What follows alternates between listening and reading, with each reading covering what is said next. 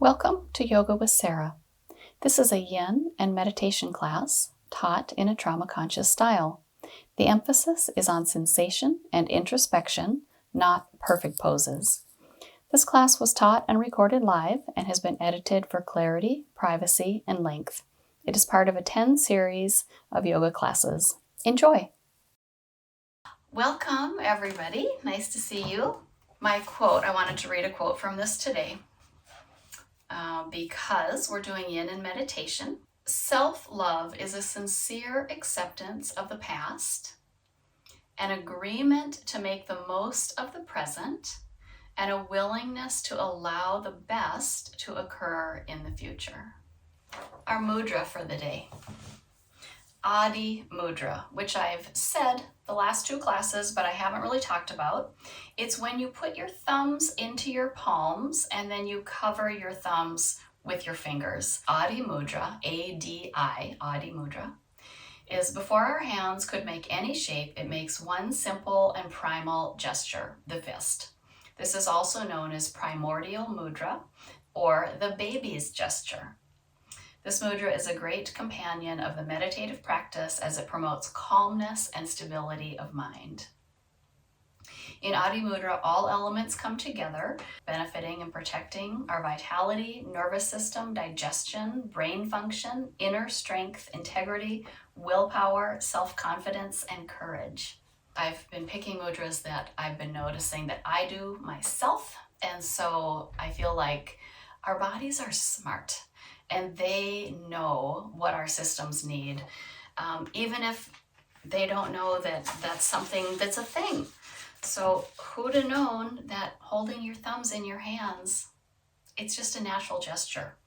Let's just start with our sitting practice, and we will take a snapshot of how we feel, how our bodies are doing on this kind of chilly day. How our minds are they settling or are they kind of flitting all over the place? What exactly is going on in ourselves? Your hands, we talked last week, Jhana Mudra with palms up, index and thumbs together, or Chin Mudra, palms down, same position but palms down. Or if you want to try Adi Mudra, you could rest your hands on your legs or bring them into your body or into your heart. Let yourself settle in and then try these different things with your hands and see what your body is calling for. Allow a deep inhale, maybe even shrug the shoulders up and tuck the head into the shoulders, and exhale, sighing it out, softening the neck and the shoulders. Let yourself tip back and forth a little bit. Find a nice balancing point between the tailbone and the sit bones.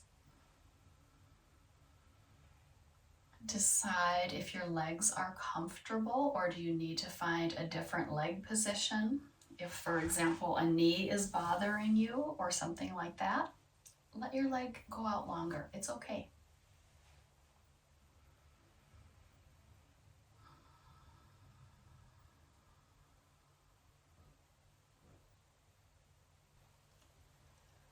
Allow the muscles of the brow to soften.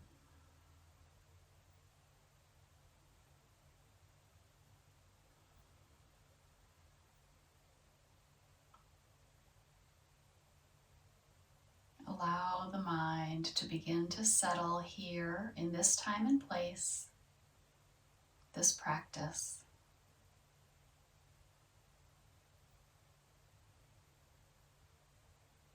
Let's take about 5 to 10 breaths to settle in before we go upside down.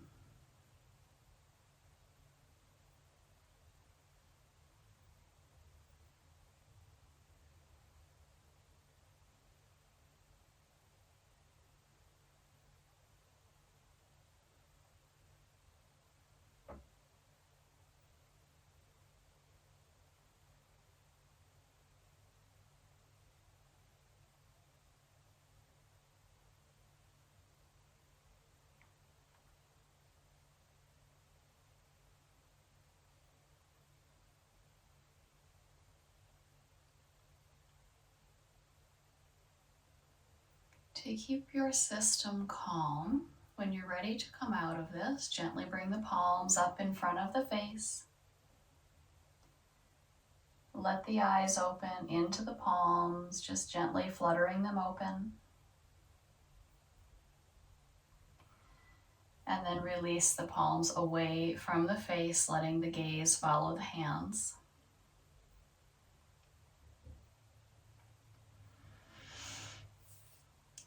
And let yourself return a little more fully to this time with the eyes open, which brings in a lot more feedback and sensation. Now, we haven't done anything to warm up the backs of our legs or anything like that, but I would like us to go to legs up the wall, and I'll demo how to get there. Have ready either a couple of nice cushy bolsters or a couple of blocks, and I'm just going to put everything, where I can reach it. I'm going to show how to get to the wall. Some of you are probably there already. I'm sitting about more than a foot away. I'm not going to bring my butt right up to the wall. That would be way too much for my hamstrings right away so soon in the practice. So I'm going to roll back and turn at the same time. Hands support you. It's kind of like you're like a weeble wobble. You're like rolling and swinging your legs around at the same time. I think that's going to be too far. I already can figure that out. So I need to get a little closer, roll and swing. And my legs are quite angled, but that's fine. If you get here and you think, oh, I wish I was closer, you can inchworm your way. You can rock back and forth or just wiggle in or whatever until you get to the spot where you think, hey, this is okay. This is pretty comfortable. You don't really need any props. We're going to linger here for a little bit. If you want, after you've been here for a bit, you could bend your knees, press into your feet, lift your tail, and then add a little cushion under your bum and let your tail dip down the other side. Oh, that is so soft and comfortable. Now I'm going to amend and say you could do that right away if you wanted to. What happens if you add this extra height, especially if you're quite close to the wall, is that it can put a lot of strain on your hamstrings, and this is our first warm-up. Like, we're just opening up our legs right now. So if you're too close to the wall, you could end up having too much of a stretch. The other thing that could happen is your tail tucks up towards the backs of your knees, and then you're just like in a lounge chair C-curve position, not really aligning energy channels in your body. So I would go with either the flat body or a slight lift with the tail dipping down the side, dipping down the wall or door side of your cushion. Once your legs are up here, there's really nothing to do except let yourself settle in. This is a restorative yoga position. You might find yourself wanting to make Adi Mudra, thumbs into your palms and resting your hands on your belly or your heart or into the hip flexors or wherever it might feel comforting.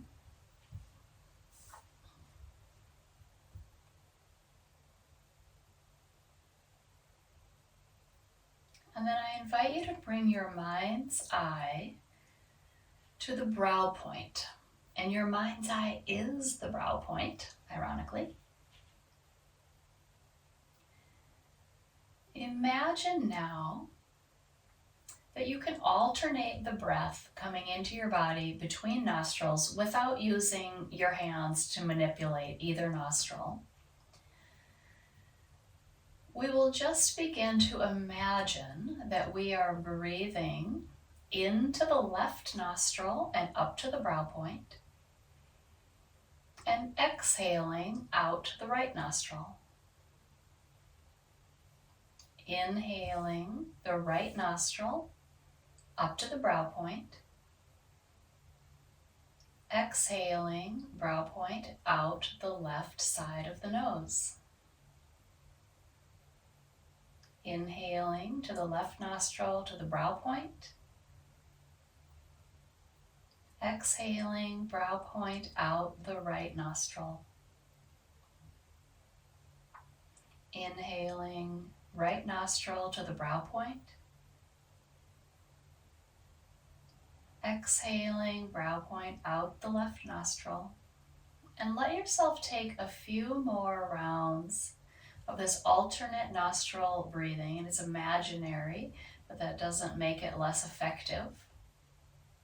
Setting your breath in your own timing, inhaling one side up to the brow point, out the second side, inhaling second side up to the brow point, out the first side.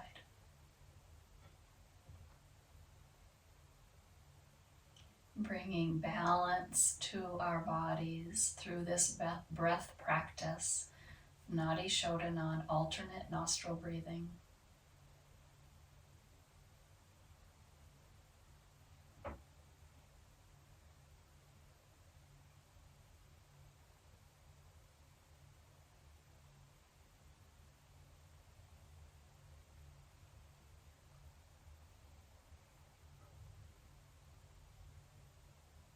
Soften the muscles of the eyes.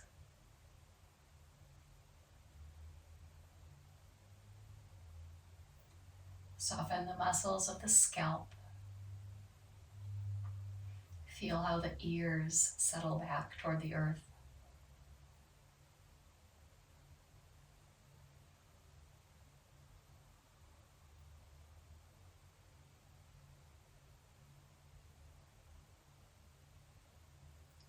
The next time you exhale out the left nostril, you can let go of noticing the practice and simply let the body breathe itself.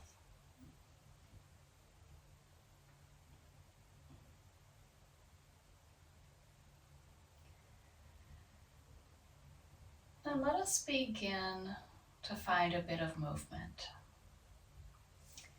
Let your left leg come a little more centered to your body on the wall, and let the right ankle cross over the left ankle.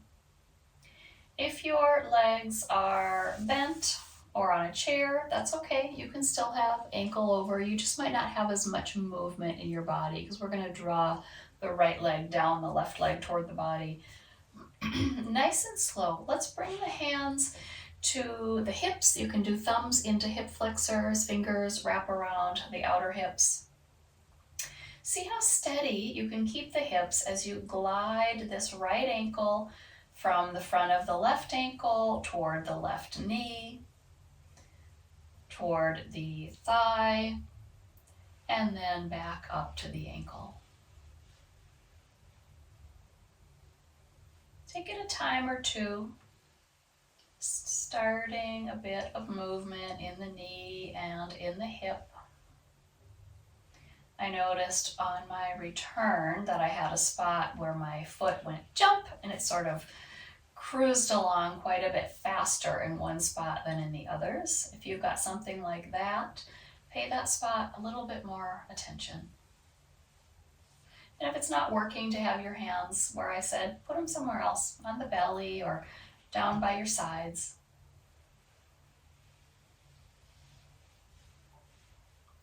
The next time your right leg comes back up to the top, go ahead and draw it toward you, coming to maybe hold the knee or the pant leg, and just flex and point this foot a few times.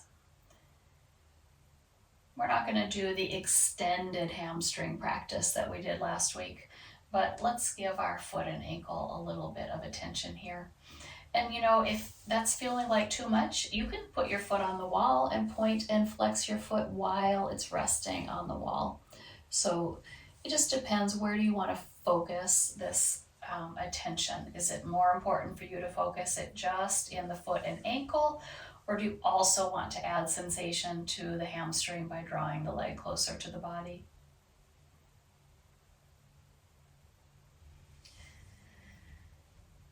Let's ease that right foot back to the wall, aligning it a little bit more midline to the body.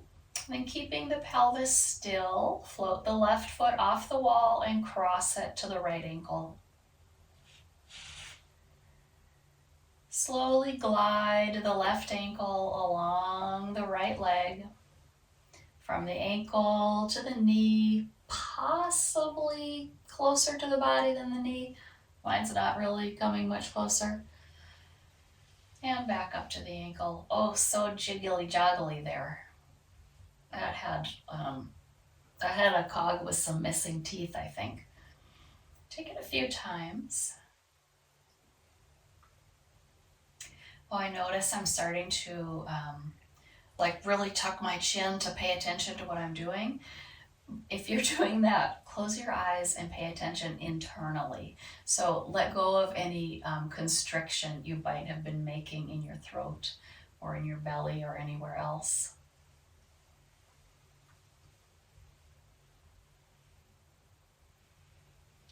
And the next time your ankle glides all the way back up to the other ankle, uncross it, and your choice. Do you draw that leg in a little closer to you to point and flex the foot, or do you rest the foot on the wall and point and flex at the wall? Either one is good.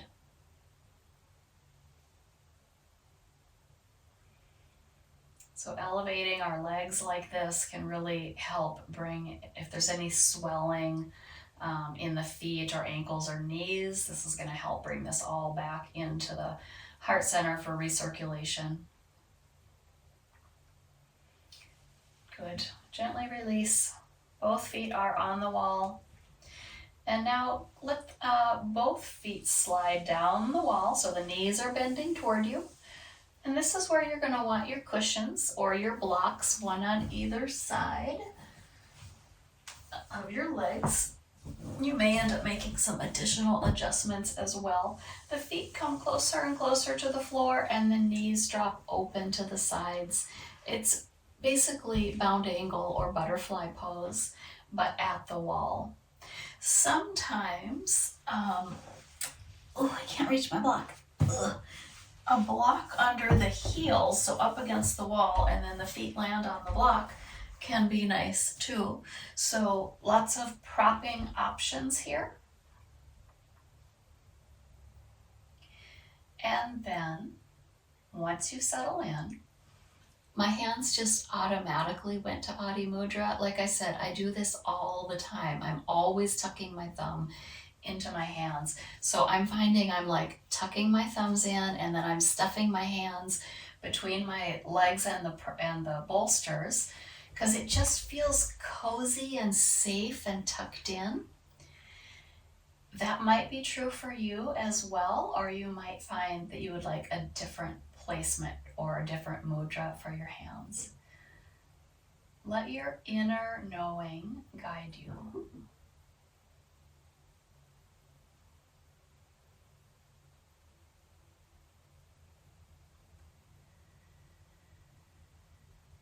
Take a full breath.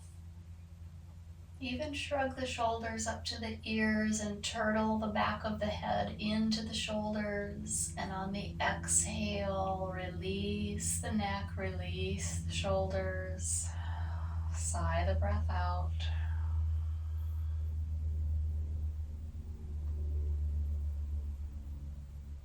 And you can treat this like a restorative pose where you lay here and deepen by resting.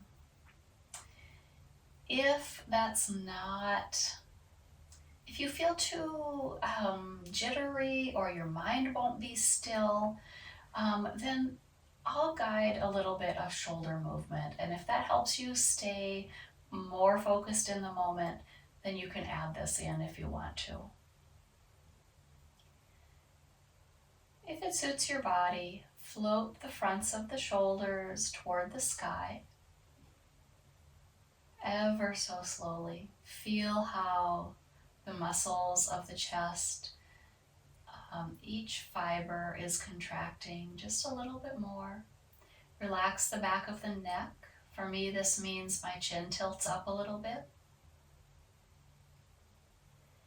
And then as slow as possible, release the shoulders toward the earth.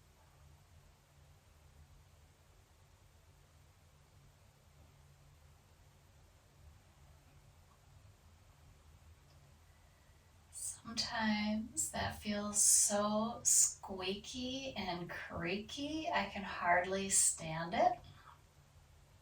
If that's true for you, you might need, I don't know what. I feel like I need to interlace my fingers and stretch my arms overhead, and that would give my shoulders a little bit of relief. That might be true for you, or you might feel like, oh, I need to do another shoulder lift to the sky and a slow float back to the earth. Or maybe interlacing hands behind the head and letting the elbows lift and lower. Sort of like you're doing butterfly with the arms, just like with the legs. Maybe that is something that would suit your body this evening. Somehow for me that feels less squeaky and creaky. I think it's because my hands are pinned down. I don't know why that makes it seem better. I guess because it's a little bit more contained. So for folks who tend toward more strength and stability, you might not need to contain your body in another way because you just might be muscular enough. I tend more toward wobbly and stretchy, so containing part of my body, like by holding my hands under my head or adding extra props so I don't go too deep in a pose, that is soothing and necessary. For some folks, it isn't.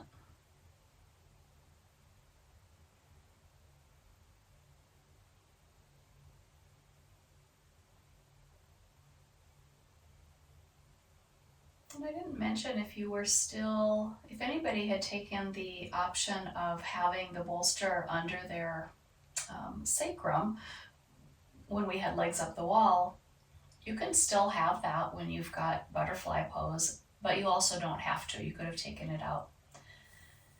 See if the body needs any other movement in the shoulders. Perhaps again shrugging the shoulders to the ears, or perhaps purposely drawing the shoulders toward the back pockets.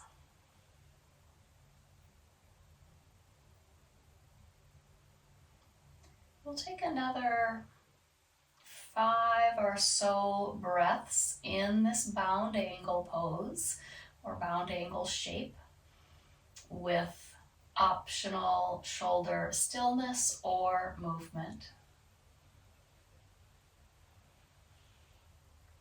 Perhaps taking the last few breaths back to stillness if you have found movement, and bringing your hands back into a meditative shape.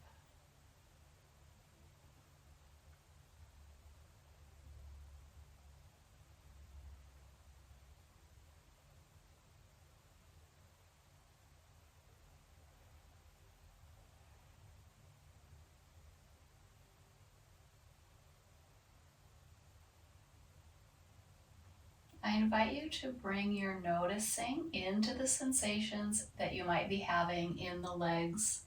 So this is a very supported position, and yet I'm noticing, wow, I have a lot of sensation now in the inner thighs, even though I've supported my legs with my bolsters. So I'll invite you to bring hands to the outer knees and just gently help your knees come closer together, and you may slide the feet back up the wall at the same time, feeling I'm having like wobbly sensations in my legs, noticing if that's true for you. Once you get your legs back up the wall or back on your chair, let your legs both roll to the left, back to center, and over to the right.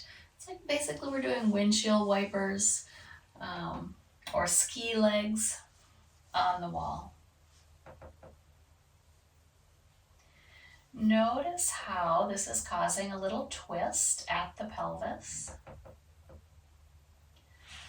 I'm going to push my bolsters away a little bit just so you can kind of see if you need to. And as you do these ski legs or windshield wiper legs, let's add in again with the shoulders. The next time the knees twist left, press the right shoulder into the mat and float the left shoulder up toward the sky. Let the head turn to the right. With the head turned to the right, slowly turn the eyes to the left. Release the eyes, release the head, release the shoulders, release the legs, everything back to center. Let the legs drop over to the right. Begin to let the left shoulder press into the earth. The right shoulder floats up to the sky, and the head turns to the left. So we're holding a little twist. So we're muscularly holding a twist in our body. And then I invite you to look with the eyes only to the right.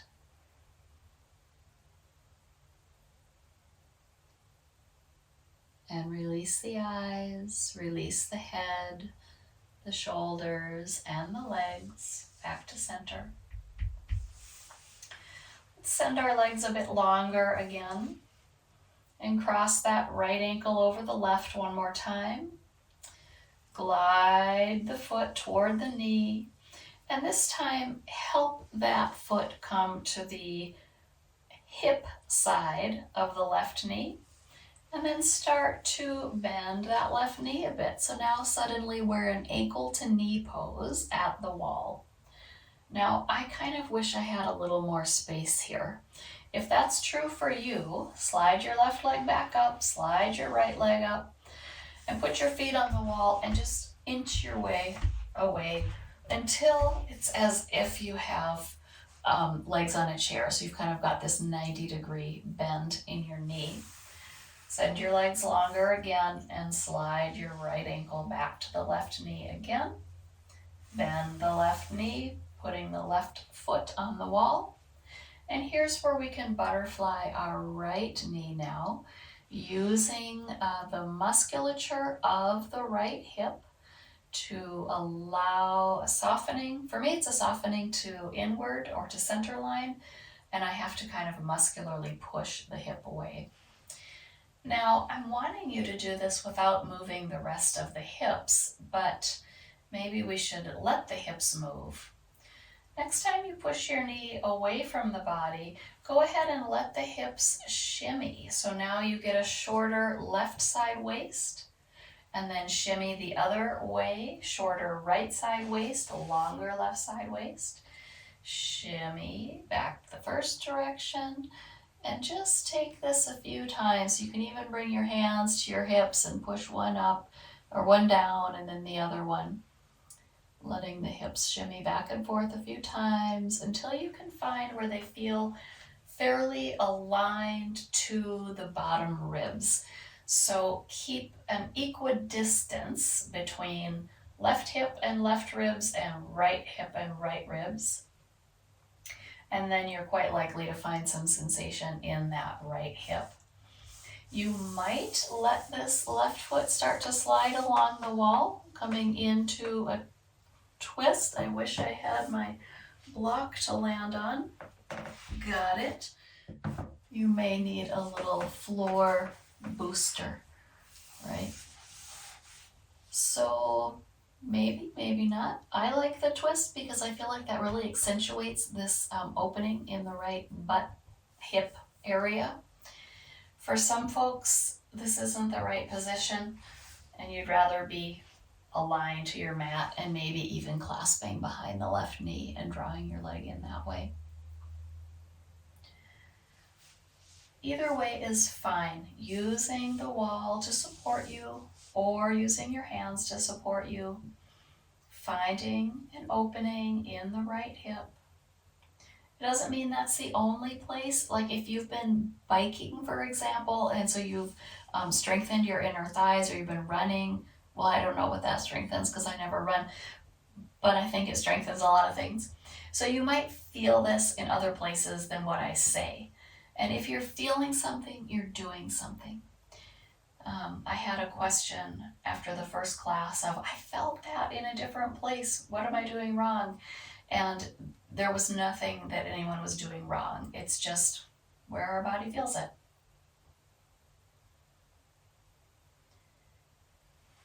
You may end up, if you've taken this twist, you may end up helping yourself come back to upright.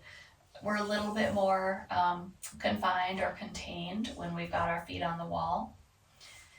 As you come back to center, slide that left foot back up the wall. Slide the right ankle up the left leg to the wall. Uncross. And take the second side. If you liked having that extra height on the floor, you may take your block over to the right side. Left ankle glides from the right ankle to the right knee, and you might even help draw the leg a little closer so it's toward the body from the right knee. And then the right foot starts to slide down the wall to take that 90-degree bend of the right knee. If you are concerned about your left knee, you might pull your left toes towards your left knee and flex the shin muscle to help protect the left knee. Bringing hands to hips, let's shimmy the hips a few times again. And to shimmy the hips, it's kind of like you've got like a steering wheel on your hips and you're going to steer one way and then the other way. Take it slow. I'm noticing when I go fast, it's like no problem, I'm really smooth.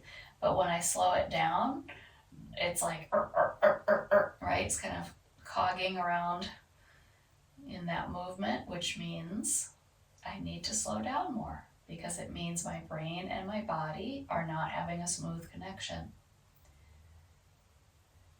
Eventually find a neutral pelvis alignment by measuring the distance from the top of the pelvis or the hip bones to the bottoms of the ribs. And you can feel the distance, between your fingers. And then try to maintain that spot. And then you might start rocking a little bit side to side, or you might draw the legs in a little closer, or you might let this right foot just slide along the wall to tip yourself into a twist. Now I've got another wall, so I can't quite go where I'd like to on this side, but I'm actually having so much sensation in this left hip, it doesn't matter. So if you have sensation, you're good. Let yourself settle here, either into stillness, or if you've chosen to take your right foot off the wall, you might be rocking a little bit more.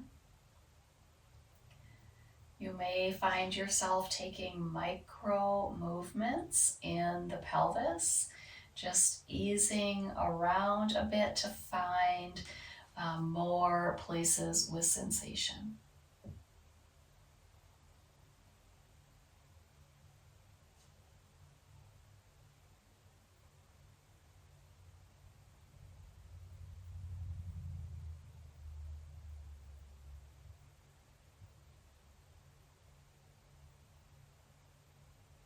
Remembering to take a breath into these places that feel congested, or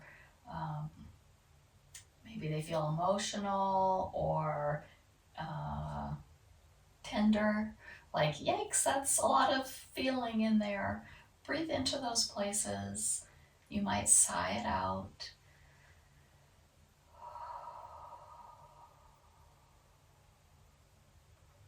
And when you feel complete, ease your way back to center. Glide your right foot up the wall. Glide your left foot up your right leg. Both feet end up back at the wall. Slide your feet down until you've got 90 degrees and press into the feet. So that's going to kind of push your body away a little bit, but we're just adding some integrity back into the body, kind of like a bridge pose, but it's not quite a bridge pose. Although if you wanted to, you could peel your tail off the ground and lift up into sort of a bridge, sort of a tiny shoulder stand. That feels kind of interesting. You can experiment with that a little bit if you want to. I feel like that brings a lot of strength into the legs, but it also feels kind of good to curl my tail that way. I feel like it's been pointed down to the floor more than it's been tucked into the backs of the legs. Eventually, we're going to bring ourselves to upright. So that can be a little tricky if you're at the wall, but probably you can hug your knees in a little, just roll to one side, and then let the hands come out to catch you. Nothing fast, just easing your way up. And we'll move into our seated position again for a check-in. If you're at the wall and you would like to have more support, you might sit right at the wall, and I'm sitting on a little bolster. You might sit right at the wall. You might even put your back on the wall and see how that feels. And maybe that's not what you want, and you'd rather sit upright without wall support. As you settle in for a short mindfulness sit, I'll read our poem again and let you settle with that. Choosing your hand position for what is suitable for you today.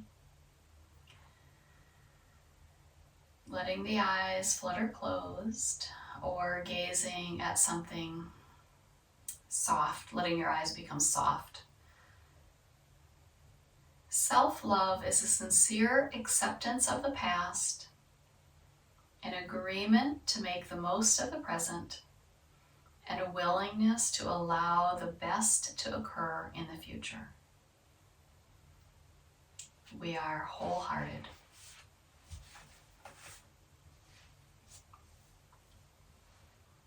Let yourself sit and settle within yourself, within your breath.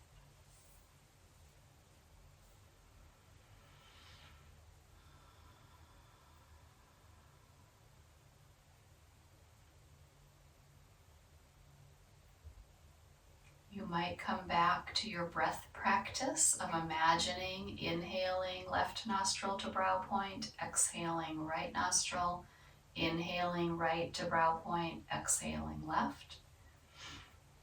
Or you might simply sit with noticing the breath at the belly.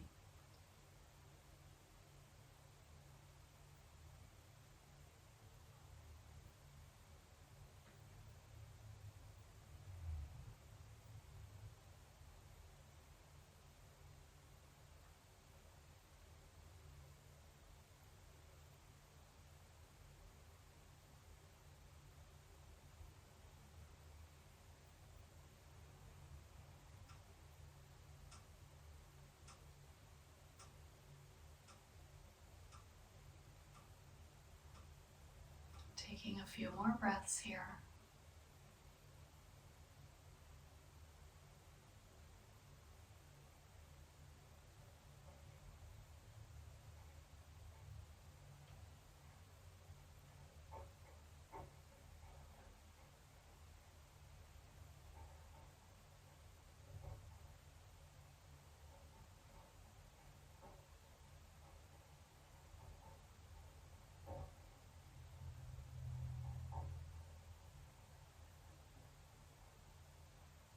If you've been doing Nadi, Shodhana, or alternate nostril breathing, the next time you exhale left, then let yourself breathe both nostrils. And we'll all take a deeper inhale and sigh it out. Either choosing to bring the hands up in front of the eyes again, or just slowly fluttering the eyes open to gaze down.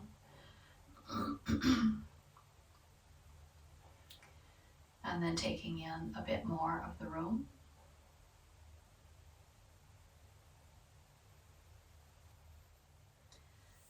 I'm going to invite you to move from your easy seated or whatever meditative position you've been in into kind of a pinwheel or a pretty lady. Sometimes we call it that.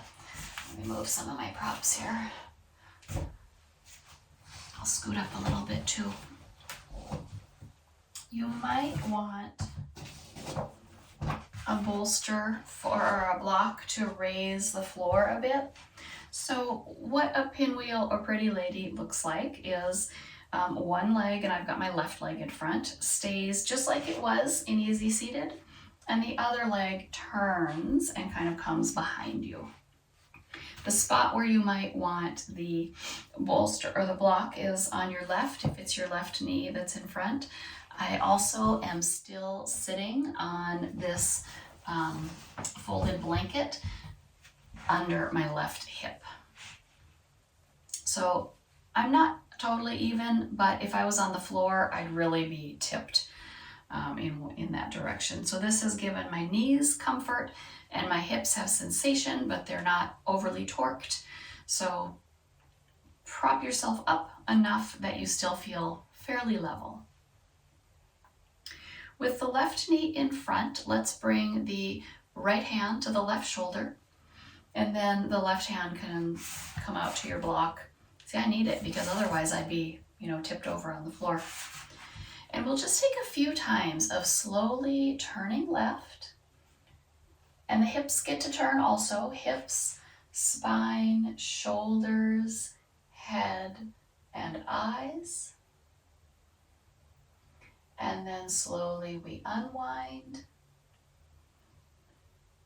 I find myself really raising my eyebrows to help myself do this turn. Notice if you're doing that, or if you have another tell that's indicating, oh, whoops, maybe I'm going too far in this. And we'll just take it a couple of times, twisting in and then unwinding. And we've already done some twists on the floor, so our spine is slightly warmed up. As you come into this twist, go ahead and stay here. And if you want to, you can move your hand a little further behind you. And we'll keep the body as it is. We'll let the eyes look as far to the left as they can. Keep the eyes looking left, but begin to turn the head back over the right shoulder. This is very tricky. So we're turning our head right and making our eyes look left. Slowly relax the eyes, blinking them back to center, and then let the eyes look far right. And very trickily, we turn our head to the left, coming back into our twist. This is nearly impossible to turn my head left while I look right. So we try to keep our eyes looking right while our head turns left. Good, and relax your eyes. Let them look left again. And up and left, left, down and left. Soften. Ease yourself out of this. No particular thing to do with the head or the eyes. If you find yourself feeling dizzy, we'll just soften, first of all. Let's ease out of this side of our twist. Let that right leg come around to the front. I'm just going to scooch now so my right butt is on my blanket. Right leg comes in front as if you were going to do easy seated, and then left leg comes behind. Block comes over to the right. So something, before we get started, I'll talk about the eyes a little bit more. Molly was doing this in her class a couple weeks ago on a Tuesday, and she was just having us hold our eyes and hold them and hold them and hold them. And I started feeling like vertigo, like it's just so much. And then she talked about it later. So if that's happening to you, it's really an indication that your eyes are really stuck to what your head is doing. So it's great if we can free this up a little bit. But if it makes you feel sick, come out of it a little bit and then just be gentle about practicing it. It's a bit related to the vagal nerve. So if we can free our eyes, we might also then be able to free our relaxation. That would be neat. Let's bring our left hand up to our right shoulder and just slowly start to turn to the right. And let the hips move, the waist, the shoulders, the neck and head. And unwind it. And we are not in any particular hurry. We're just twisting in and twisting out, and you can move your hand position as you need to. You may find yourself at a spot where you think, ooh, if I take a breath into this particular space, I will really create some change. So you can experiment with your breath. You can experiment with letting your chin lift and lower as you turn.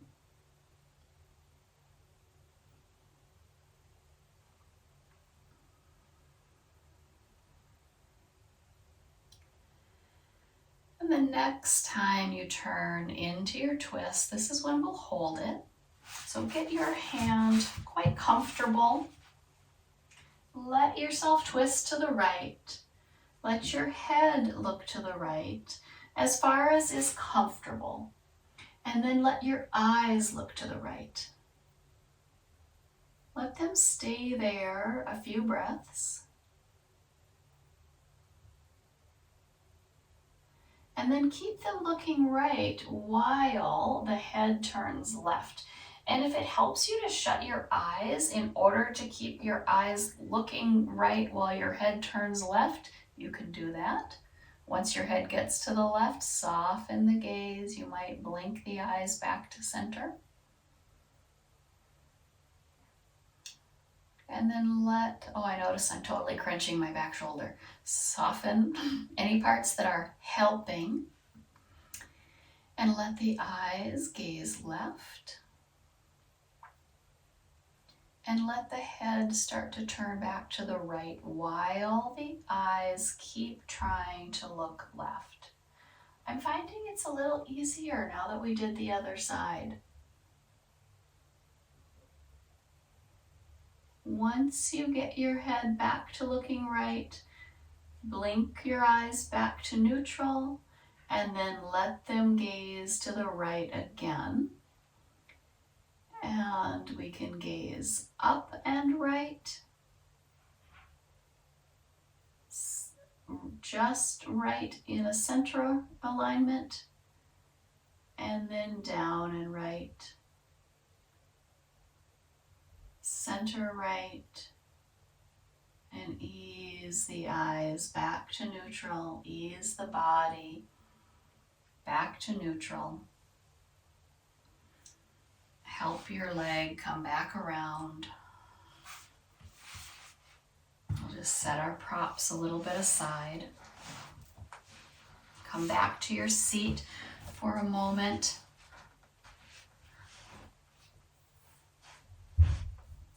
Let's move into our shoulders a little bit. I think you guys remember this movement. It's kind of weird. Let's bring our right hand to face palm up, elbow bent by your side. Make a little fist with the right hand. Turn your head to the left. Your eyes don't have to do anything in particular.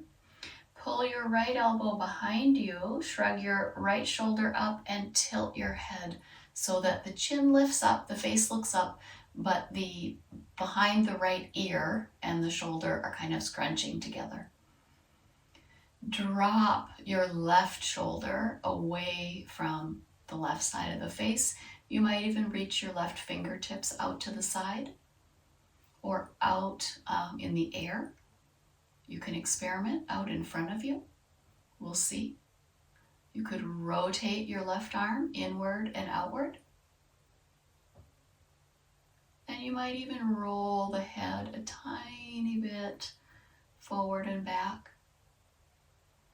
So scrunching the right side neck muscles, lengthening the left side, and then slowly soften everything back to sitting in neutral. Maybe roll the shoulders up and back. We're gonna all need soup after this because A, it's cold, B, we're gonna be dizzy, and C, we're gonna need liquids. It's like these tiny movements affect so much in our bodies. Okay, second side, bring the left hand palm up in front of you, make a little fist, pull your left elbow behind you, scrunch your left shoulder and the back of your left ear toward each other, let your face turn up kind of at a diagonal to the sky. And then let this right arm come out. Maybe fingertips reach for the floor. Maybe they reach out to the side. Maybe the arm rolls in and out a few times. I'm not sure. It just depends on you.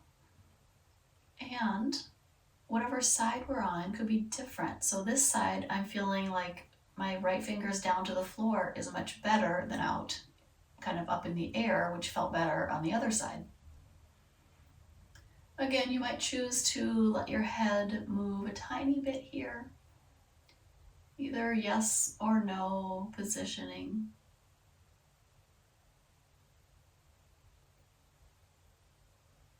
Take a breath in. And on the exhale, soften everything back to center. I don't want to leave you too wobbly there. So let us bring our hands up behind the head. Interlace the fingers, point the elbows forward. Push the head into the hands and the hands into the head. Start to arch the back a bit. Lengthen to look up, reach the elbows up. Strengthening the neck, the upper back, the shoulders. If you want to, you can let the elbows come a little bit wider, but for me that doesn't feel super safe in my body, so I rather keep them pointed forward. And then soften and let the arms release back down. Okay, good. I'm going to invite you into a side-lying Shavasana. So we have 15 minutes still, so you can choose, do you want to lay curled up? Well, first I'll give you a little bit of time to do your own thing if you want. But do you want to lay on just one side for the whole time, or do you want to lay on one side and then switch over? And the reason I bring it up is because we've been doing Nadi Shodhana, alternate nostril breathing. And the idea is that whichever side you end up laying with that side up becomes the dominant nostril. The right nostril is a bit more active. So for example, if you have more things you need to do this evening and you don't want to fall asleep, then you want to end up with your right nostril on the up side once you lay down. And if you're going to take both sides, then you would start with your right nostril down, you'd lay on your right side, and then you'd turn over to your left side. If you just are relaxed and you want to keep being relaxed and all you want to do is relax, then just lay on your right side and let your left nostril be the top nostril for the rest of the time. I'm going to cue both sides, but if you've chosen to do one, then you just know you don't have to listen and you can do snoozing away in your own house. So you might take a bit of time to do any last movements in your body. And then I'm going to show a great setup for a side-lying Shavasana. So first of all, you're going to probably need extra cushion underneath your shoulders and your hips. And you're going to need something behind you to kind of prop you up. Something cushy is preferable, but I've got both a block, well, I've got the wall, the block, and a bolster. And you're probably going to want covers, right? So you want your blanket ready to deploy at the bottom of your mat. And you're going to want something in front to, I don't think I have enough pillows. I forgot my other two. Hold on one second.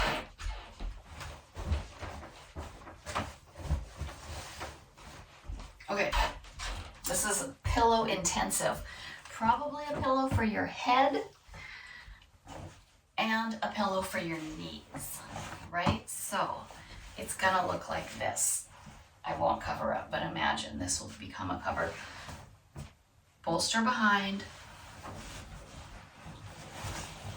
pillow for the head, pillow for the legs, and a hugging pillow.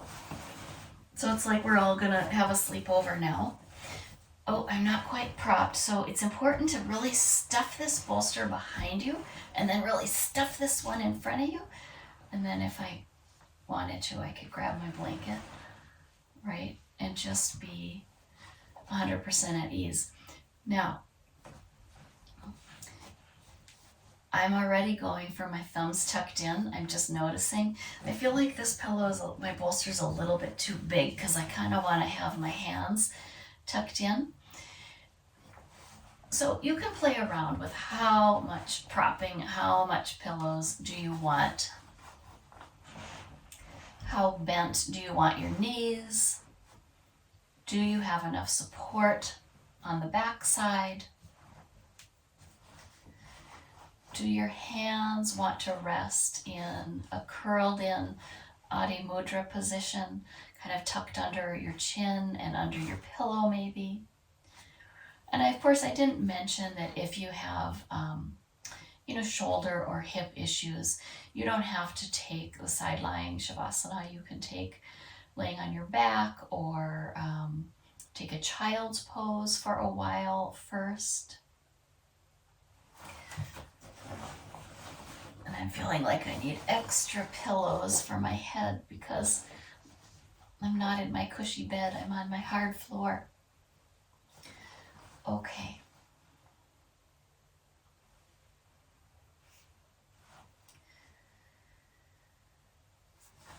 I'm going to read our poem again as we settle in.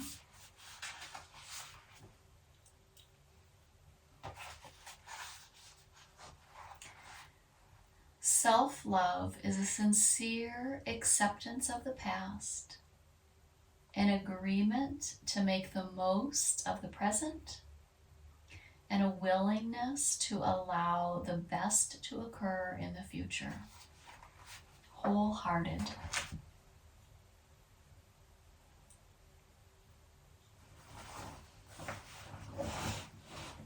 As you settle in here,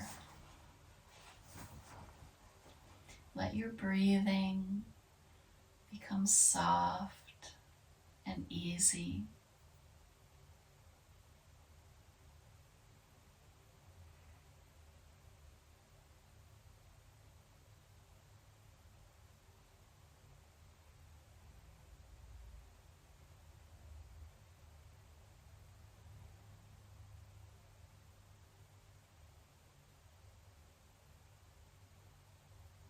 Let your eyes soften in their sockets.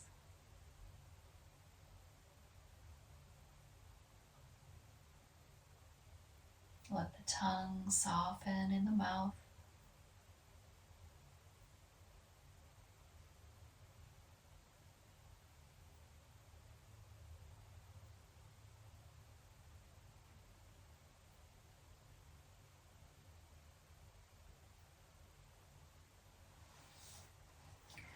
And know that if this shape is not creating ease in your body, you can make a change. For example, you've got your bolster behind you, so you could just roll that top shoulder back and let it rest on that bolster. And that might allow a bit more ease in your body. If your floor is kind of hard, it's not a traditional side lying Shavasana, but it doesn't matter. I'm inviting you to find the most ease, the most comfort. All shapes are the right shape. And I still find my thumb tucked into my hand as I roll my shoulder open. What is your body calling for?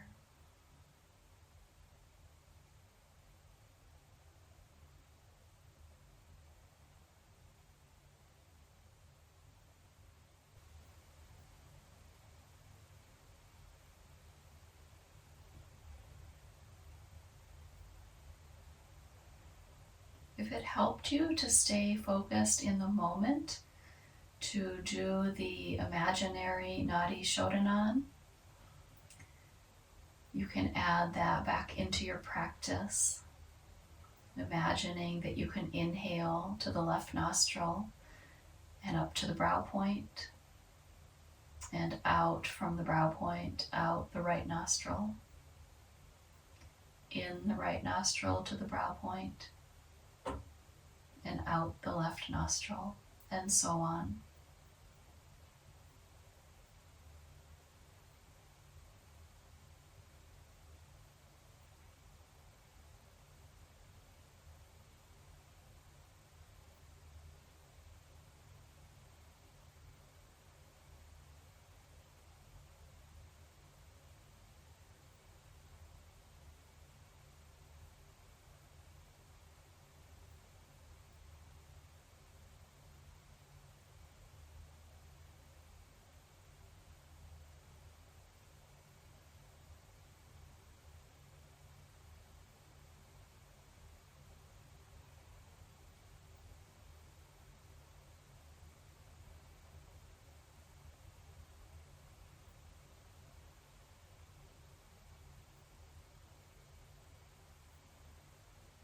Anytime the mind wanders, bring it back to the breath.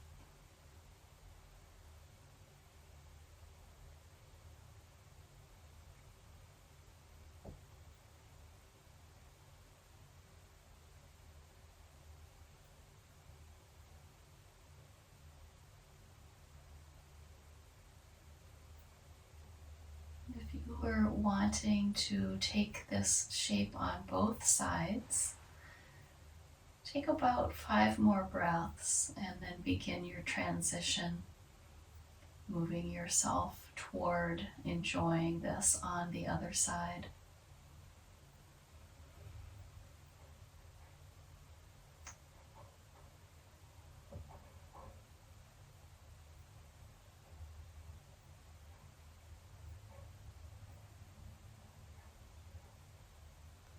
If you thought you wanted to enjoy it on both sides, but now you're ensconced in comfort, that's perfect too. So either way, choosing to make the roll or choosing to stay still.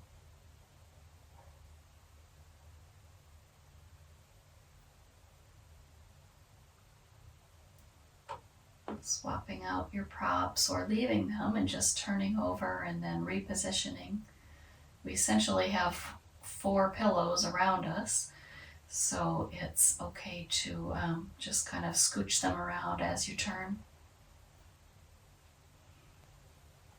And of course, if you found doing the side lying wasn't comforting and you want to transition to back lying, belly lying, or a seated meditation, you can bring your body into one of those shapes as well.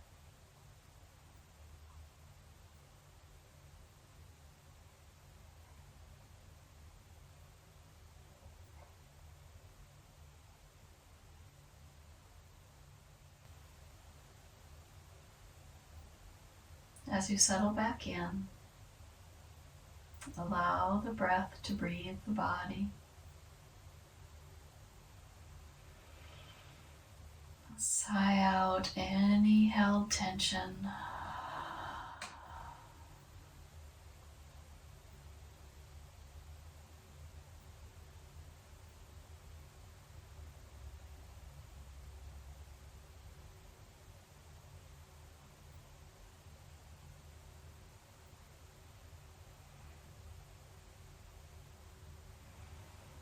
Softening the eyes,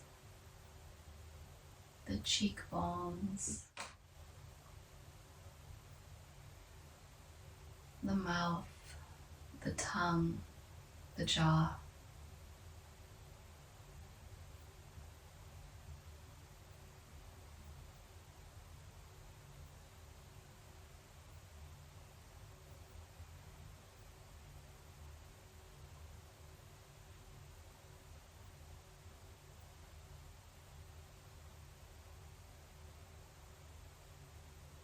Noticing if you're having any gripping in the shoulders,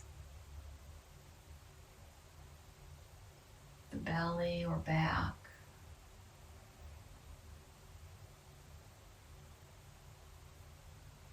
the pelvic floor,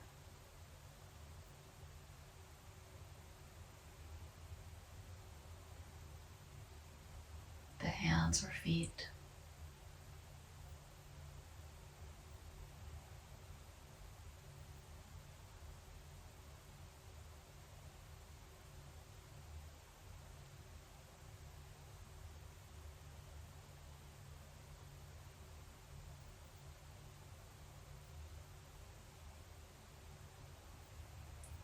Letting go of tension and simply resting here with your breath.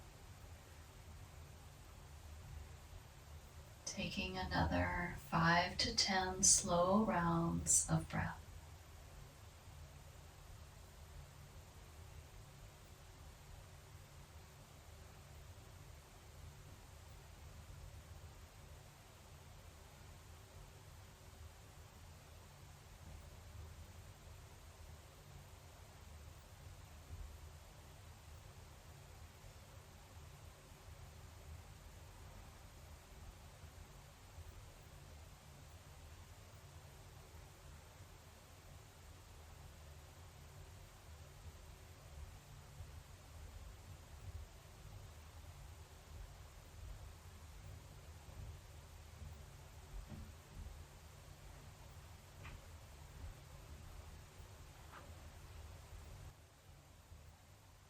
And starting to think to yourself, what's right for me? Shall I keep laying here and bow out by laying here and placing my hands closer to my heart? Or shall I roll a bit toward the belly and walk my body towards seated to take a seated bow out? Any choice is the right choice.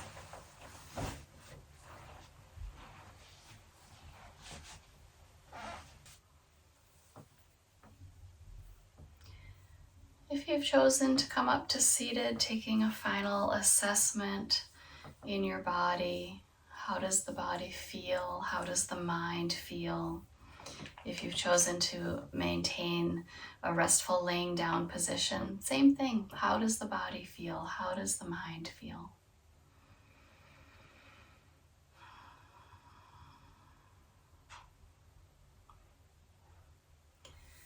Bringing hands to the heart.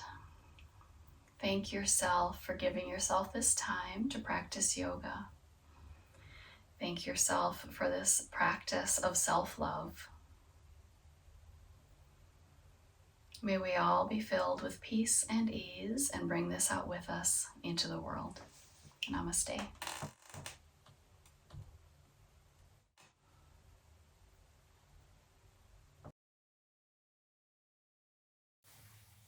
Thank you for joining me today.